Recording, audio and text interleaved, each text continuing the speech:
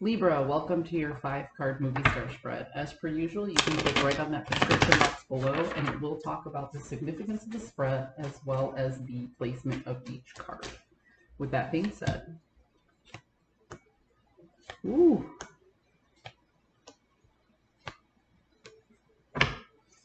So, let's talk about the devil, Libra. A lot of people freak out when they see this card.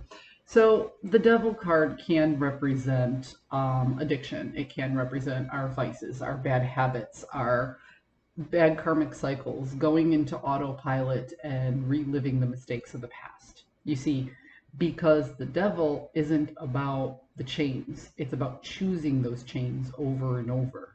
How do I put this? Yeah, there are some people who can go home and have a glass of wine. There's no reason for them to pour that glass of wine. They just pour the glass of wine, they have it, they enjoy it, they go to bed. There are some people who go home and they pour that glass of wine for a reason. You know, a maladaptive coping mechanism to shut off a portion of their brain, or, you know, or there are some people who go home and that glass of wine turns into a bottle of wine, and that happens over and over. You see, the alcohol itself isn't the problem. It's why we choose it, or how much of it that we choose, that is the problem. And I'm not saying you're an alcoholic. This has nothing to do with alcohol at all. What this is you falling into old habits. Habits that don't serve your highest good. And these are the types of things you do probably without even thinking. Hence, habits. So here's you falling into bad habits. In the process of creating something new, you see, this is the protagonist, this is the antagonist. If you want to create something new, if you want to create a new environment, if you have a new idea and you want to bring it into fruition, you can't use your old ways of doing things to get something new. And this is the second time I've had to say this today. I don't remember. Maybe it was the Leo read. Anyway, it was another sign. I can't recall. I'll find it and I'll put it in the comments below. But if you want something you've never had, you have to be willing to do something you've never done. Okay? So if you're doing the same thing over and over and trying to create a new environment, it's not going to work. Because if you do what you've always done, you'll get what you've always gotten. You'll fall into these habits and you'll create the same mistakes over and over again. So if your adversary here, if your antagonist, if the thing that needs to change is a new idea that you need to bring into fruition to create a new environment, you can't fall into the bad habit of holding back your resources.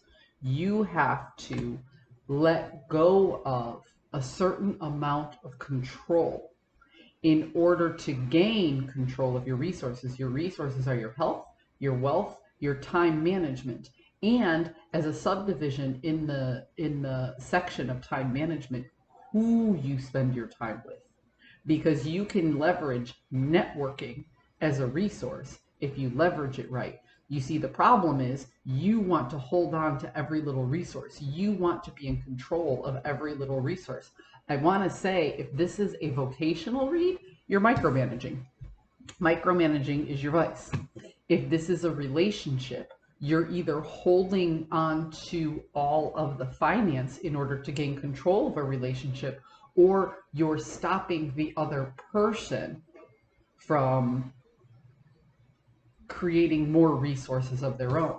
That's your bad habit. It's a control factor. So if this is a personal relationship, you're maintaining too much control. If this is a vocational relationship, you're maintaining too much control. Put it as it applies. But somewhere inside, you want to create something new. So if you do what you've always done, you'll get what you've always gotten. And if you want something you've never had, you have to be willing to do something you've never done. So in your journey here, you have to relinquish control. The Emperor is the King of Kings. This isn't somebody who manages an environment. This is somebody who creates treaties between environments. This is the CEO of the deck. This is the guy who makes this department work with that department, so on and so forth. You have to relinquish a certain amount of control. You have to delegate and trust some things out to the other persons or person that you're dealing with. Okay? You might want to look up, let me think, Alan Watts talks about how you need to lose control in order to gain it. That's something you can look up if you're very curious about that. He has a good way of getting people to think about a different perspective on what control is and how it functions. But yeah, in order for you to create this new environment, you have to give up control. This is your possible journey. Okay? And by giving up control, you have to stop pushing all of your ideas on everybody and leave room to accept other people's understanding, accept other people's ideas.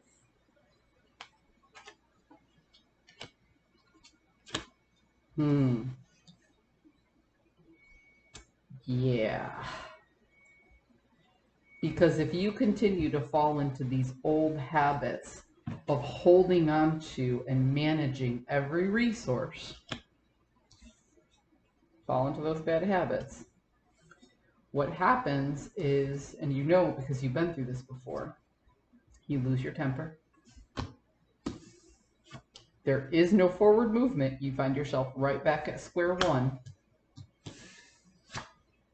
And then you're sitting there, you know, that outside disturbance comes in that disrupts you internally, which is why you lose your temper in the first place.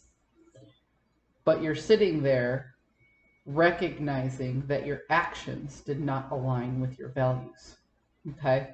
So when these tower moments come in, and that's what I see here. I see you maintaining control and micromanaging and then winding right back out at square one. Except this time you recognize that your actions and your values did not align. So this very painful moment in which everything falls apart, this very painful moment in which everything falls apart is actually your crown chakra getting activated. It's actually a moment of enlightenment. Perhaps you need to let everything fall apart in order to rebuild. You need to see that your old way of doing things just isn't serving your new environment anymore. If you want something you've never had, you have to be willing to do something you've never done. This is a warning. You can either start to accept these new habits now, or you can hold on to what you have and let this very painful tower moment come in and give you that sense of enlightenment. Either way, I see this as the last time you hold back on these resources. The last time you hold yourself and others back from growing because you feel like you have to have a hand in everything.